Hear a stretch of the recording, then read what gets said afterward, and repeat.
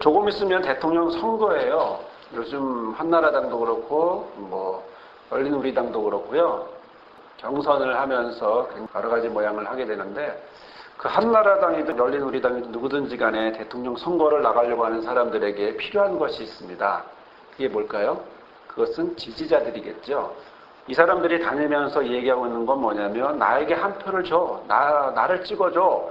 나에게 한 표를 주면 이 나라가 바뀔 수 있어. 라고 강력하게 이야기를 하고 있는 거거든요. 그들에게 필요한 것은 지지자들입니다. 지지해달라는 거죠.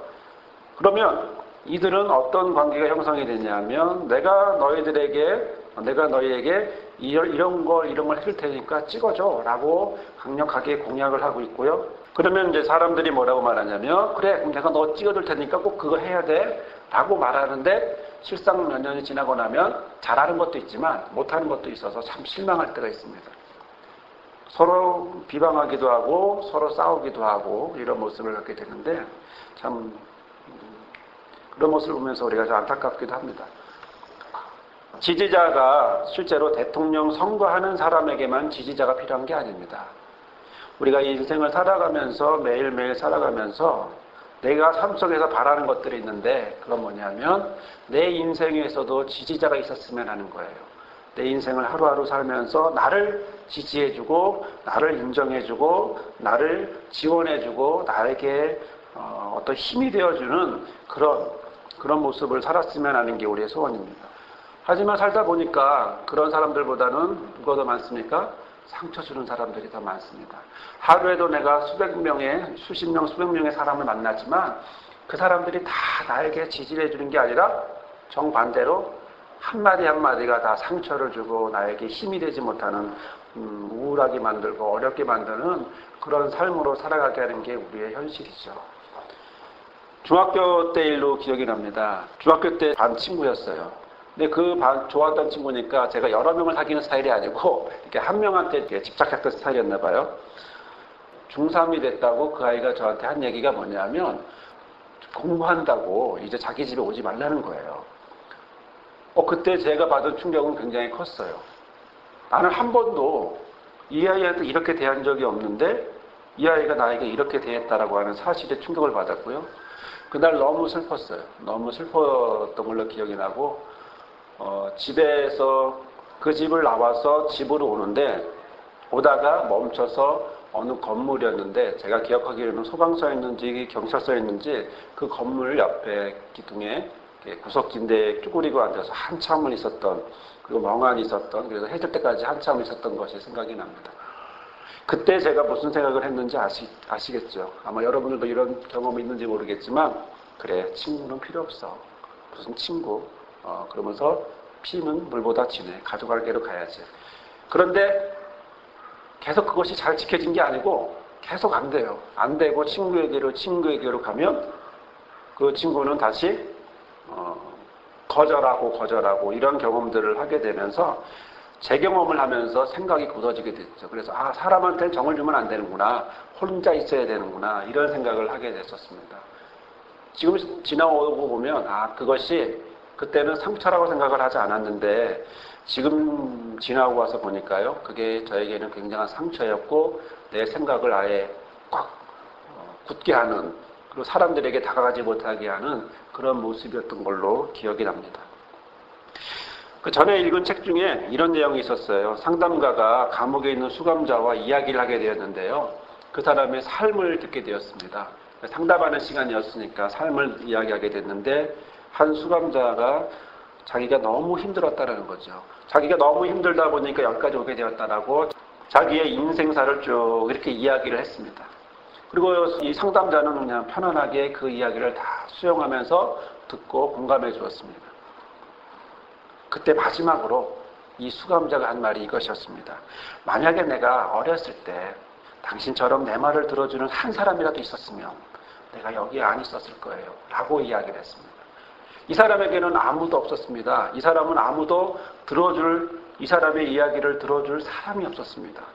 혼자 생각하고 혼자 결정 내리고 그리고 자기 아픈 가슴은 그대로 묻어두고 오직 겉으로만 다른 행동으로만 하다 보니까 자기 속내를 드러낸다는 것이 너무나 힘들었고 그리고 한 명도 자기 말에 들어준 적도 없고 그러다 보니 여기까지 오게 됐다라고 그렇게 고백하는 이야기를 읽은 적이 있습니다. 어느 심리학자가 이야기를 했습니다. 한 사람이 정신적으로 건강해지려면, 건강한 삶을 살려면 소위 실존적으로, 그다음에 자존감이 높은 사람, 어딜 가도 씩씩하고 자신 있게 살아갈 수 있는 그런 사람, 건강한 사람으로 살아가려면 평생의 지지자가 있어야 된다고 얘기합니다. 근데 평생의 지지자가 적어도 한 30명 정도는 계속 지지를 해줘야 그가 건강해질 수 있다라고 이야기합니다. 갓난아기 때부터 시작해서 점점 자라면서 그때마다 성장할 때마다 한 명씩 있어서 적어도 30명 정도는 있어야 되지 않냐, 이렇게 연구 결과를 발표한 분이 있었습니다. 하지만 실제로 우리가 30명을 채울 수 있을까요? 30명을 우리가 기억해보면 나에게는 누구 하면서 30명이 기억이 될까요? 어떻게 보면 10명도 힘들지 않을까요? 아니 5명도 힘들지 않을까요? 흔히 하는 얘기대로 친구 있지? 어떤 친구 있어? 라고 물어볼 때 언제라도 내가 전화하면 들어줄 친구가 몇 명이나 있어? 라고 하는 그런 질문들을 우리가 많이 받습니다. 그런데 내 머릿속에 떠오르는 생각은 글쎄 누굴까? 누가 내 얘기를 그렇게 새벽 2시에 힘들 때 전화해서 들어줄 사람이 누가 있을까? 생각해보면 잘 떠오르지 않는 게 저와 여러분의 현실일지도 모릅니다. 성경에도 보면요, 아브라함이 조카 롯이 소돔 땅에 있었는데 그 땅이 너무 악하다 보니까 하나님이 그 땅을 멸하시기로 했습니다. 그 멸하시려고 했을 때 그 소식을 들은 아브라함이 하나님 앞에 기도합니다. 하나님, 그 성중에 의인 50명이라도 있으면 그 땅을 멸하지 않고 그 50명을 위해서 용서해 주시겠습니까? 라고 기도했습니다. 하나님이 그러겠다고 그러셨습니다. 생각해보니까 50명 너무 많은 것 같아요. 줄였어요. 45명. 또 줄였어요. 40명. 40명도 너무 많은 것 같아. 30명, 20명. 하나님, 제 말에 화내지 마시고 마지막으로 한 번 더 말씀드릴게요. 10명만 찾으면 그 성 멸하지 않고 용서해 줄 수 있어요? 라고 물어봤습니다. 자기가 생각해보면 의인 10명은 그래도 좋게 있기 생각했겠죠. 롯도 있고 부인도 있고 딸들도 있으니까 적어도 4명을 확보해놨고 뭐 등등 해서 한 6명만 대충 사위들 2명 있으니까 6명 됐고 4명만 더 확보하면 되니까 뭐 이런 생각을 했을 수도 있습니다. 그런데 10명이 없었어요. 10명이 없이 결국 소돔과 고모라는 벌을 받게 되었죠. 저는 이걸 다른 식으로 한번 돌려봅니다. 지금 아브라함을 지지해주는 10명이 있었을까요?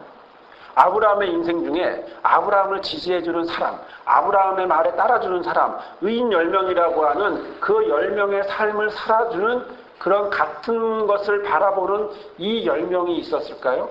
아브라함에게는 이 10명이 없었다는 거예요. 솔직히 사람은 혼자 살아갈 수 있는 존재가 아닙니다. 누군가 같이 살아야 합니다. 내 삶을 말하고 내 얘기를 들어주고 같이 그 사람의 이야기를 들어주면서 같이 경청하면서 그렇게 살아가고 싶은데 실제로 그런 모습은 우리의 삶 속에서 찾아보기가 그렇게 쉽지가 않다라는 거죠. 성경에서 이렇게 자세히 찾아보시면 말씀을 준비하면서 과연 성경에는 어떤 누가 지지를 받으며 살았을까 이렇게 한번 성경을 통해서 찾아봤는데요. 모세를 보더라도 출애굽을 하고 그 많은 이스라엘 민족을 홍해를 건너서 이스라엘 민족을 가나안 땅 향하여 광야에 도착했습니다. 그때 이스라엘은 모세를 지지하지 않습니다. 오히려 우리를 여기서 죽게 하냐고 화를 냈고 오히려 우리는 이집트로 돌아갈 거야 라고 화를 냈습니다. 모세의 지지자는 아무도 없었습니다. 형제인 아론과 미리암이 있었는데 아론과 미리암도 초반에만 잠깐 지지해주고 좀 지나니까 지지를 안 해. 그리고 막 반대하고 자기가 더 높아질 수 있어 막 이렇게 나왔죠. 물론 여러 사람들도 있었겠지만 에스더라고 하는 사람도 있습니다. 이 에스더 왕비는 죽으면 죽으리라, 민족의 위기가 왔을 때 죽으면 죽으리라면서 각오를 얘기하면서 나를 위해서 기도해 주세요. 금식 기도해 주세요. 라고 하면서 금식 기도하면서 지지를 받았지만 그 지지도 영원한 지지는 아니었었어요. 성경을 자세히 이렇게 읽어보면서 느끼는 것은 지지자가 없다는 겁니다. 어떤 누구도 어떤 한 사람을 대하여 100% 확실하게 지지했다라고 말할 수 있는 사람이 과연 있을까? 그렇다면 이것이 우리의 인생의 모습이 아닐까? 내가 살아가고 있는 인생의 모습이 아닐까? 아무도 나를 지지해주는 사람이 없는 게 너무나 당연한 모습이 아닐까라는 생각이 들어요. 성경은 4,000년 이상 4,000년 정도 쓰여진 책입니다. 그러면 그 4,000년의 시간대에 그런 모습이 있었다는 거죠. 구약의 모습과 신약의 예수님 AD 100년까지 성경을 기록했던 이 모든 모습이 실제로 현재 우리의 삶의 모습과도 별 차이는 없습니다. 자, 그러면 예수님은 어땠을까? 예수님은 과연 지지하는 사람이 많았을까라는 겁니다. 예수님은 초반에 지지하는 사람이 있었던 것 같아요. 제자들도 있었고요. 그 주변에 같이 전도하러 다니는 사람들도 있었던 것 같은데, 열심히 잘 따라다녔다가 어떻게 해요?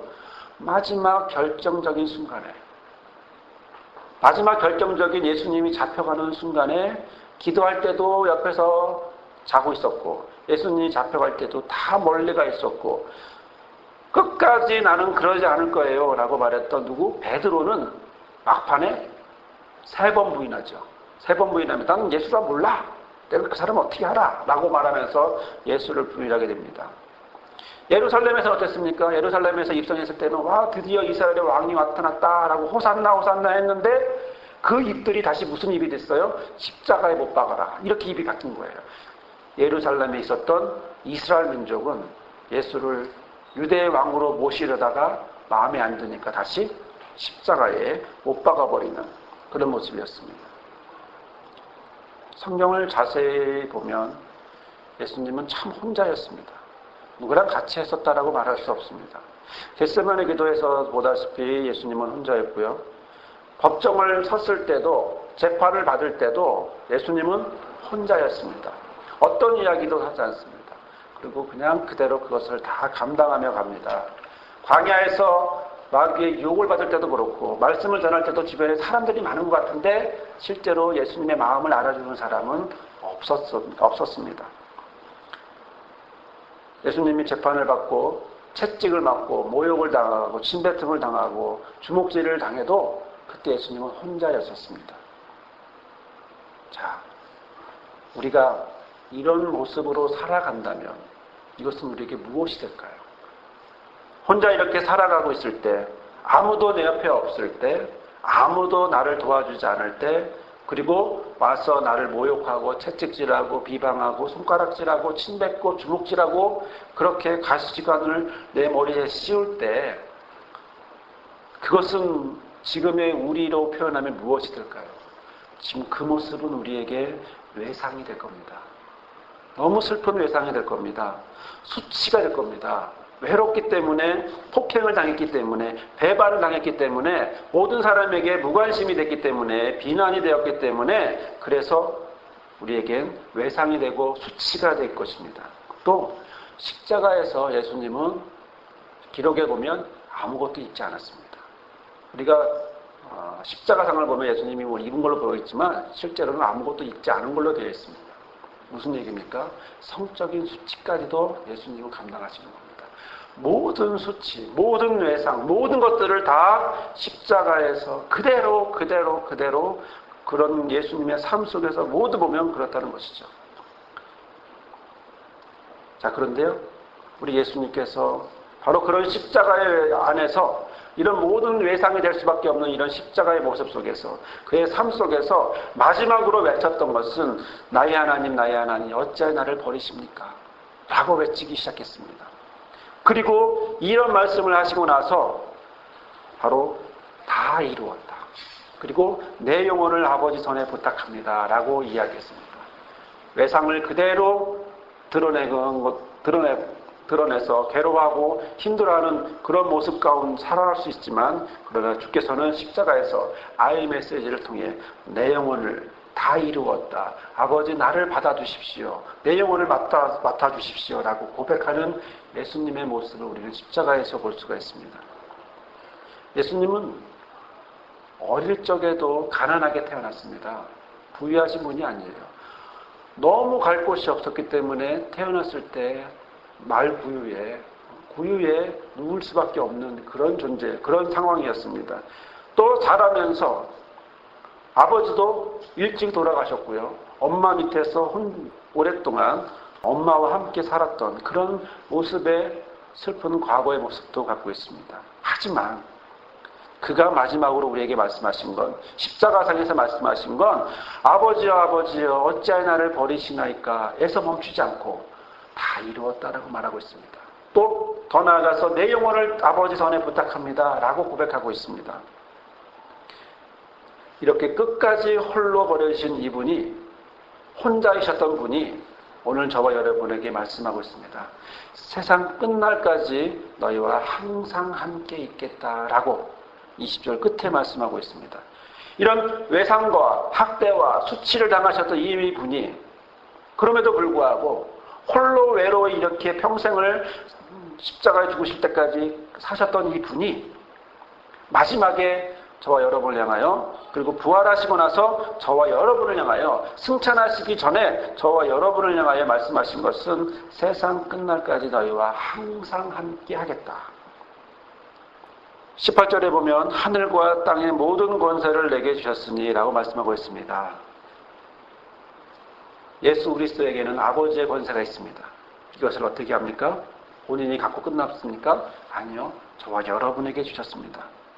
두 번째는 그러므로 너희는 가서 모든 족속으로 제사를 삼아 아버지와 아들과 성령의 이름으로 세례를 주라고 되어 있습니다. 무엇을 가지고 가라고 합니까? 내 것을 가지고 가라. 너희는 가라. 너희는 가서 내가 너희에게 말한 이런 모든 것들을 말하되 모든 족속으로 뭘 삼아요? 제자를 삼아라. 제자를 삼고 그들에게 뭘 줘요? 아버지와 아들과 성령의 이름으로 세례를 주어라. 그들에게 바꿔주어라 라고 얘기합니다. 그들의 삶을 변화시켜 주어라. 세 번째 말하는 것은 내가 너에게 분반 모든 것을 가르쳐 지키게 하라. 이것은 교육을 얘기하는 게 아닙니다. 여러분, 분반 모든 것을 가르쳐 지키게 한다라고 했을 때 말로 하면 사람이 바뀔까요? 발로 한다고 사람이 바뀔 수 있을까요? 말은 절대 사람을 바꾸지 않습니다. 무엇이 바꿀 수 있을까요?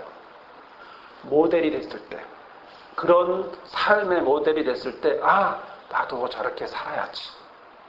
그런 모습으로 보여주었을 때, 그때 생각하는 것은, 저 사람은 말만 하는 사람이 아니고 정말 저렇게 사는 사람이구나. 그래, 나도 저렇게 살고 싶어. 라고 말한다라고 하는 사실입니다. 오늘 우리에게 주시는 말씀은 제자가 되라고 말씀하고 있습니다. 저와 여러분에게 오늘 주시는 말씀은 목자가 되라고 말씀하고 있습니다. 잘 보십시오. 지금 오늘 우리에게 저와 여러분에게 주시는 말씀은 우리의 것을 가지고 하라고 하지 않습니다. 아버지의 것으로, 예수에게 주신 아버지의 것으로, 예수의 것으로 서로 살라고 합니다. 그걸 어떻게? 제자의 모습으로 모든 족속으로 제자를 삼고 세례를 주고 분바 모든 것을 가르치게 하는 어떤 바로 지지자의 모습으로 살아가길 원하는 것입니다. 여기에는 모델의 모습이 나옵니다. 그것은 지원입니다. 지원해주는 모습이고 지지해주는 모습입니다. 감사하게도요, 우리 교회에서 하나님의 은혜 가운데 하나님께서 함께 하셔서 저희가 지원 그룹을 하고 있습니다. 지원 그룹의 가장 특징은 무엇이죠? 들어주는 겁니다. 상대의 이야기를 그냥 무비판적으로 수용하고 들어주는 겁니다. 지금까지 내가 어느 누구에게도 어떤 이야기도 할 수 없었던 나의 연약한 부분, 약한 부분들에 대해서, 그리고 힘들었던 부분에 대해서 말할 수 없었지만 이제는 들어주는 사람이 있었다라는 것. 그리고 그 사람을 통해서 서로 이야기를 나누면서 서로의 삶을 나누면서 서로가 이야기를 하고 고백하게 되었다라고 하는 사실. 이것은 곧 초대교회의 모습이고요. 그리고 지금 이 순간 우리 교회를 향한 하나님의 마음이고요. 또 앞으로 하나님이 함께 하실 우리 교회의 뜻하신 계획 중에 하나라는 것입니다. 사랑하는 성도 여러분, 우리는 실제로 우리에게 지원자가, 지지자가 찾으면 그런 사람을 찾기 힘들 수 있습니다. 하지만 우리가 이러한 모습으로 살아가면서 한 사람 한 사람을 만나면서 그리고 그 사람과 함께 지원 그룹을 통해서 그리고 나눔을 통해서 고백을 통해서 그런 나의 이야기를 전하고 나누고 또 고백하고 상대의 이야기를 듣고 나누면서 우리는 서로에게 지지자가 될 수 있습니다. 서로에게 지원자가 지원해주는 사람이 될 수 있습니다. 그것이 곧 목자의 모습이고 제자의 모습이기도 합니다. 하나님은 성경을 자세히 보시면 성경 속에서 하나님은 자신이 택한 자들과 함께 하셨습니다. 야곱에게는 이렇게 말씀하셨습니다. 길을 떠나는 야곱에게 내가 너와 함께 있어 내가 어딜 가든지 너를 지키며 너를 이끌어 이 땅으로 돌아오게 할지라 내가 내게 허락한 모든 것 다 이루기까지 너를 떠나지 않겠다라고 말씀하셨습니다. 함께 하신다라고 하셨던 이 하나님의 성품이 누구에게로 내려왔습니까? 예수 그리스도에게로 그대로 내려왔습니다. 아버지와 함께했던 예수님은 우리를 지원해주고 있습니다. 아버지와 함께했던 예수 그리스도는 저와 여러분의 이야기를 경청해주고 있습니다. 저와 여러분의 삶을 동의해주고 있고요. 이것이 예수 그리스도의 모습이고 성령 받은 자를 성령의 인도함 받은 목자의 모습으로 또 나아가서 우리가 그러한 삶을 살아갈 수 있기를 원하고 있는 것입니다. 성도 여러분, 어떻게 예수님이 이렇게 우리의 지지자가 되어질 수 있었을까요? 우리의 지원자가 어떻게 됐을 수 있었을까요? 그것은 그가 경험하셨기 때문입니다. 그가 그런 삶을 사셨기 때문입니다. 그가 태어나면서부터 가난했고 그가 태어나면서부터 얼마 안 있어 아버지가 돌아가셨고 그가 살면서 외상과 학대와 수치를 당하면서 모든 경험들을 하면서 그리고 그러한 모습 속에서 경험자가 되어서 그런 경험이 우리와 함께 하고 있다는 것은 사실입니다. 알코올 중독자를 치료하는 방법은요, 알코올 중독자의 알코올 중독의 경험이 있는 사람이 할 수 있습니다. 왜요? 알코올 중독의 마음을 몰라요. 도박을 하는 사람은요, 도박하는 사람의 마음을 알 수 있습니다. 경험이 있어야 합니다. 그러나 그가 같이 도박하고 같이 알코올을 하기 위해서가 아니라 경험했던 사람이 거기서 벗어난 사람이 경험한 사람이 그 사람에게로 가서 그가 함께 나눌 수 있도록 그리고 그것에서 나올 수 있도록 해주는 것입니다. 오늘 저와 여러분에게 주께서는 말씀하십니다. 내가 세상 끝날까지 너희와 항상 함께 있겠다. 자세히 보십시오. 예수님은 나에게 오라고 말하지 않습니다. 너희들이 나에게로 와야 내가 너와 함께해 말하지 않습니다. 예수님은 지금 내가 갈게 라고 말하고 있습니다. 내가 너희에게로 갈게. 너가 힘들어하고 있는 너의 모습 속으로 갈게. 너가 학대와 외상과 수치와 어려움 속에 살고 있는 너의 모습 속으로 내가 갈게. 어떻게? 항상 그리고 매일매일 순간순간마다 너희와 항상 함께 있을게. 오라는 것이 아니라 예수님은 가지고 우리에게로 오고 계십니다. 혼자 우리가 있다고 느껴지십니까? 오늘도 우리는 혼자라고 느껴지십니까? 오늘도 우리는 혼자일 수밖에 없습니다. 하지만 혼자 있는 우리에게 주께서 말씀하십니다. 내가 세상 끝날까지 너희와 항상 함께 있겠다. 너희에게로 가겠다. 너희와 내가 함께 하겠다. 너희를 품어주겠다. 내가 너를 안아주겠다. 예수님이 아버지가 예수님을 안아주신 것처럼 그러나 그런 것처럼 내가 너희를 안아주겠다. 이렇게 말씀하고 있는 것입니다. 여러분이 지금 겪고 있는 고통이 있습니까? 그 고통은 이제 예수님처럼 이제 누군가에게로 가야 할 그럴 도구가 될 것입니다. 지금은 그것 때문에 힘들고, 지금은 그것 때문에 부담이 되고, 괴롭고, 밤잠을 못 자지만, 그러나 예수님이 우리에게 오셔서 안아주셨던 것처럼, 우리도 그에게로, 그러한 고통을 당하고 있는 자에게 가서, 알코올로 힘들어하는 자에게, 도박으로 힘들어하는 자에게, 우울로 힘들어하는 자에게, 가난으로 힘들어하는 자에게, 학대와 외상과 수치로 힘들어하는 자에게, 우리의 경험이 가서 그들을 품어주고 예수님처럼 아버지가 예수님이 그리고 성령을 보내서 우리에게로 또 우리는 그들에게로 또 힘들어하는 그들에게로 가고 있다는 것입니다. 사랑하는 성도 여러분, 주께서 저와 여러분을 안아주고 계십니다.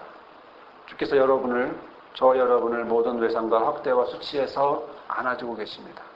주께서 저와 여러분을 언제나 품어주시고 계십니다. 저와 여러분의 삶이 어렵고 힘들어 혼자라고 외칠 때 바로 그때 주께서 나를 안아주고 계십니다. 여러분을 안아주고 계십니다. 이러한 고백이 저와 여러분의 언제나 있기를 바랍니다. 또 예수 그리스도의 고백처럼 다 이루었다. 내 영혼을 아버지 손에 부탁합니다 라고 하는 그런 고백이 목자의 삶으로 살아가는, 제자의 삶으로 살아가는 저와 여러분의 입에서 고백되어지기를 주님의 이름으로 축원합니다. 아멘. 사랑의 하나님, 아버지가 예수님을 안으신 것처럼 예수님이 이 시간 우리를 안아주시니 감사합니다. 우리가 갈 수도 주저앉을 수도 없는 이런 상황에 우리와 함께 해주시겠다 약속하시며 우리를 안아주시니 감사합니다. 내가 가지고 있는 이런 어려운 부분들, 학대와 외상과 수치와 모든 어려운 부분들이 주님 앞에 내려놓고 있사오니 주님, 우리와 함께 하시고 우리를 안아주시고 우리를 주께서 붙잡아 인도하여 주옵소서. 연약한 모습 속에 그러나 우리가 예수님처럼 될 수 있도록 도와주옵소서. 예수님처럼 나아갈 수 있게 도와주옵소서. 예수님처럼 행하며 나아갈 수 있는 우리들이 될 수 있게 도와주옵소서. 이제는 우리와 함께 하시는 아버지 하나님의 크신 사랑과 우리와 함께 하시기 위하여 이 땅에 오신 예수 그리스도의 은혜와 우리와 영원히 함께 하시며 우리를 인도하시는 성령의 역사하심이 오늘 예배하며 우리의 삶이 혼자가 아닌 학대와 외상과 수치 가운데 있을지라도 혼자가 아닌 바로 주님과 함께 살아가고 있음을 고백하며 결단하며 나아가기로 결심하는 우리 모든 성도들 삶 위에, 미래의 목자들 삶 위에, 우리 교회와 나라와 민족 위에 영원히 함께하옵시기를 간절히 축원하옵나이다. 아멘.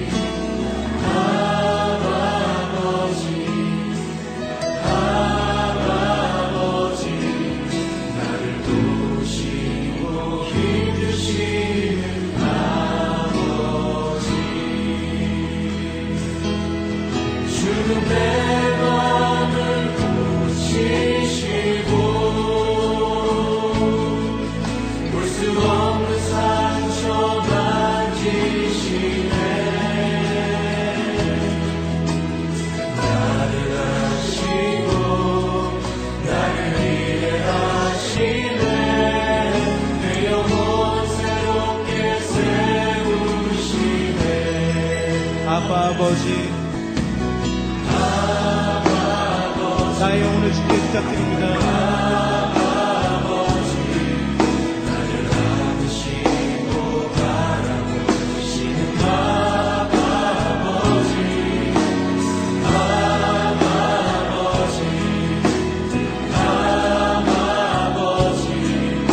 나를 도우시고 힘주시는 아버지, 주는 내 맘을 고치시고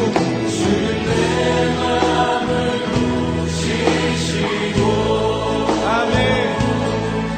볼 수 없는 상처 만지시네. 나를 아시고 나를 위해 하시네. 내 영혼 새롭게 세우시네. 주는 내 맘을 고치시고 주는 내 맘을 고치시고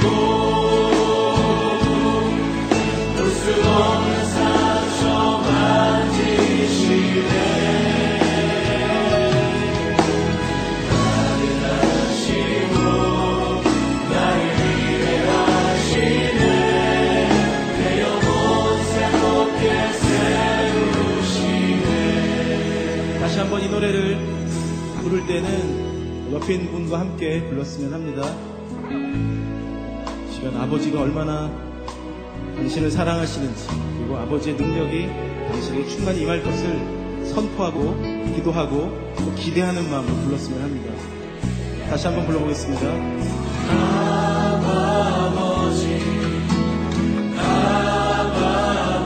너를 안으시고 바라보시는 아버지 자리에서 다 함께 일어나시고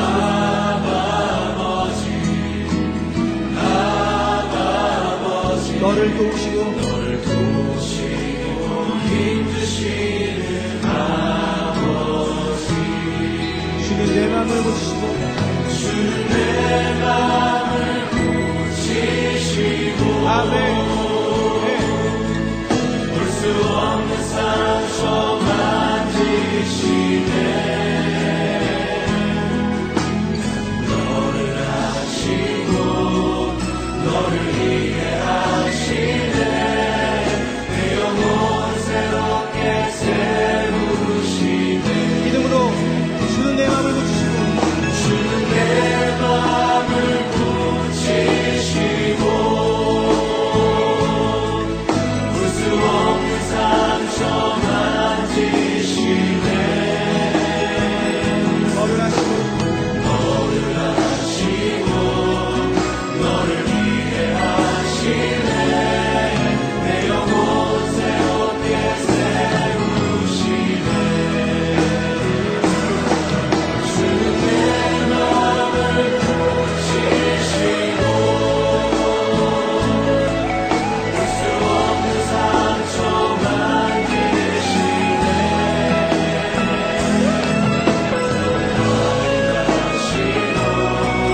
나를 이해하시네 내 영혼 새롭게 세우시네